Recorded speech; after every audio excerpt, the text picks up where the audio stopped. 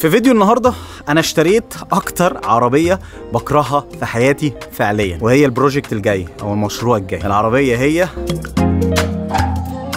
الجولف 4 موديل 2002. خليني اسمع معاكم صوت الموتور. المفتاح، يا ساتر، بسم الله.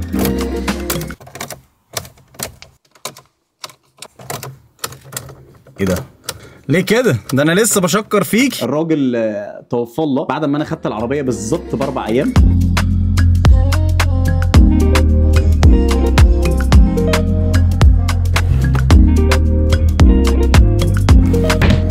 انا عامه في نوع من العربيات كده بصراحه ما بحبوش خالص، ولكن مثلا من العربيات اللي انا بحبها جدا جدا جدا العربيات اللي هي البيك اب تراك، اللي هي الاف 150. النوع ده من العربيات بحبه. من العربيات برضو اللي بحب اركبها جدا العربيات الاس يو في او اللي هي ال 4 x 4 اللي هي الكبيره، او مثلا العربيه دي بي ام اكس 6 او 6 اكس 6. ولكن في كم نوع كده من العربيات بصراحه انا مش بحبه خالص. ولكن من العربيات اللي انا فعلا بكرهها جدا يعني، اولا العربيات اللي هي الهاتشباك. اي عربيه بتبقى صغيره زي الفورد فوكس، زي الهيونداي اي 10، زي العربيات الجولف كلها. اي حاجه عربيه صغيره. البي ام مثلا اللي هي الاينزا او الواحد اللي هي الفئه الاولى يعني. العربيات ديت مش يعني هي مش وحشه اصلا، ولكن حاله زي ما نقول هي حاله خاصه كده. انا مش بحب العربيات الصغيره، بحب العربيات الكبيره. البي ام مثلا ال 500 300 مفيش مشكله خالص. العربيه الفورد موستنج، الداتش تشالنجر مثلا، اول تشارجر، مش تفرق يعني. اي عربيه كبيره انا بحبها جدا، وما بحبش العربيات الصغيره خالص. وبصراحه بقى من اكتر العربيات اللي انا بكرهها هي العربيه الجولف. ليه انا بكره الجولف؟ اولا يعني خلينا بس نقول ايه احتراما للجولف، يعني الجولف من احسن العربيات اللي فيها كواليتي. يعني قصدي يعني الجولف والمرسيدس والبي ام بتيجي تقارنهم باي عربيه هاتشباك او عربيه صغيره تانية مهما كان النوع، فهم من العربيات اللي ماسكه نفسها وككواليتي، كخامات، كموتور، ككل حاجه الماني يعني لحد النهارده العربيات دي ما شاء الله تيجي تجيبها مستعمله عربيه موديل 80 هتلاقيها غاليه. انا مش بتكلم طبعا على الكواليتي وكده، ولكن انا بتكلم في ناحيه ايه، ان انا ما بحبش الجولف. لان انا مفيش حد ما اعرفوش مش راكب جولف. اي شاب دلوقتي عدى 18 سنه بيعمل رخصه بيجيب جولف. يعني حتى مش بيجيبوا مثلا البي ام اللي هي الفئه الاولى، او يجيبوا مثلا المرسيدس اللي هي الاي كلاس، لا ده كله بيجيب جولف. فهو اللي هو ايه العربيه بصراحه بشوفها في الشارع اكتر ما بشوف حد ماسك موبايل. ورقم 2، لو انتوا فاكرين هحاول احط لكم صوره كده، انا كنت قايل ان انا في فتره كان معايا جولف اللي هي جولف كام 4 لونها ازرق، وسوقتها لمده سنه في الفتره اللي الدنيا كانت معايا مخبطه. مش عايز اقول انها ما كانتش عمليه، لا كانت عمليه وبسوقها وكل حاجه، بس يعني هي كانت ايه الموتور بتاعها ضعيف جدا، بتطلع الطريق بالعافيه، كان فيها مشكله، بس كانت عايشه. ممكن مثلا كاوتش ينام ولا حاجه. فاللي هو العربيه كانت قديمه بس بصراحه كانت عايشه معايا يعني. ولكن هي بصراحه من العربيات اللي انا مش بحبها خالص. فعلشان كده انا النهارده بكل فخر بقول ان انا اشتريت اكتر عربيه انا بكرهها في حياتي، الجولف 4.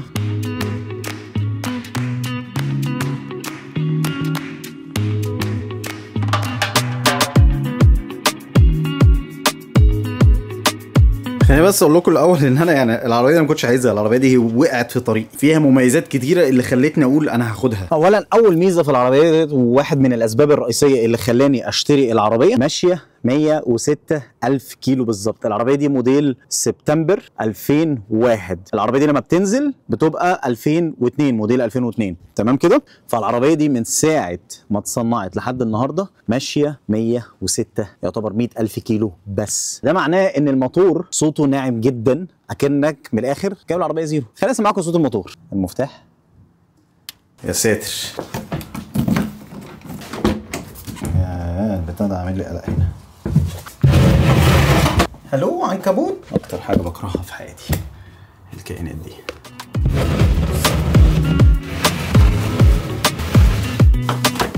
ايوه كده، ايوه كده، بسم الله. هو تقريبا علشان انا ما دورتش العربيه بقالي 6 7 8 9 شهور. 9 شهور انا ما دورتش العربيه غير مره واحده، فطبيعي ان البطاريه تنام، فلازم اوصل لها توصيله بالعربيه بتاعتكم. ماشي، شكرا. العربيه دي بتاعت جار حمايه. من المميزات في العربيه دي ان الراجل اللي سايق العربيه دي هو الملك الاول للعربيه. انا معايا فواتير فوق ان هو شاريها من فولكس فاجن في المانيا، هو الملك الاول، يعني في الرخصه مكتوب الملك الاول. ده لوحده بيرفع سعر اي عربيه. ايه شندور ولا ايه؟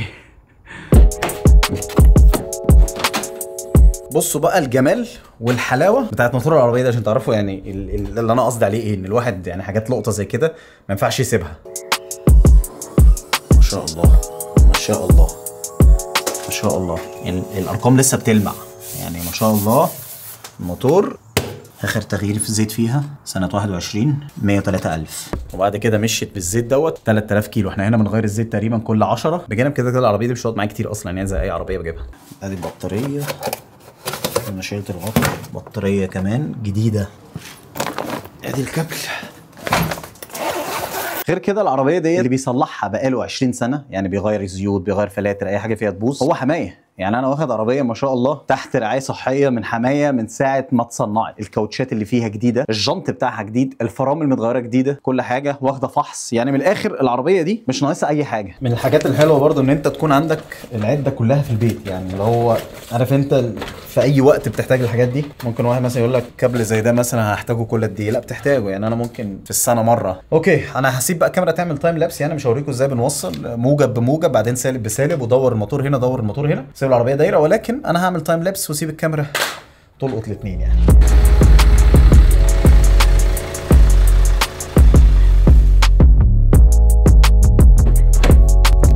اللحظه الحاسمه. بسم الله الرحمن الرحيم. لان من المميزات الجامده قوي برضو في العربيه دي ان صاحب العربيه كان اخره من ساعه ما جاب العربيه ما بيروحش بيها غير السوبر ماركت في المدينه اللي جنبه يشتروا الحاجات، لبس مش عارف ايه. الراجل سنه كبير، يعني هو شاريها وهو عنده اصلا 78 سنه. هو كل اللي عمله ركب لها جنوب. فيها جنط تقريبا 16 ولا 17 ده، خلينا ما اشوف كده. 17. اوكي هي بتحاول تلقط بس الظاهر البطاريه نايمه نوم السنين. ايه الغباء ده؟ ايه الغباء ده؟ انا نسيت ادور العربيه اصلا. غبي اقسم بالله. غبي. اوكي كبدايه كويسه، العربيه نورت. بسم الله الرحمن الرحيم. ايوه يا والد يا والد. ازاز كهرباء ازاز كهرباء.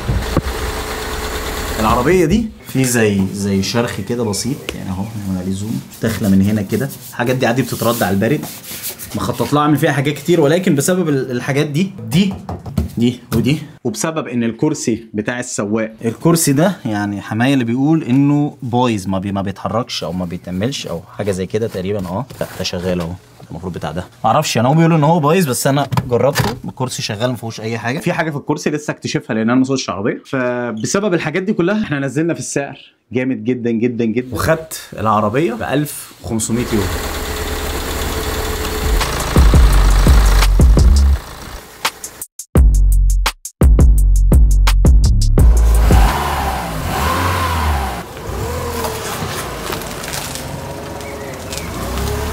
العربيه انا دخلت اونلاين تقدر بما لا يقل عن 3000 يورو، فانا خدت العربيه تقريبا بنص ثمنها. انا دلوقتي لو عايز ابيع العربيه بدون ما اعمل فيها اي حاجه خالص، احطها اونلاين وابيعها ب 3.5 ازاي بحالتها زي ما هي كده. مالك اول 100,000 كيلومتر، العربيه معمول لها صيانه في كل حاجه، متغير فيها اي حاجه محتاجه تتغير مع الزمن ده. فاللي هيشتري من الاخر مش هيصرف حاجه، يسوق العربيه على الاقل 2-3 سنين بدون ما تفتح بقها نهائي.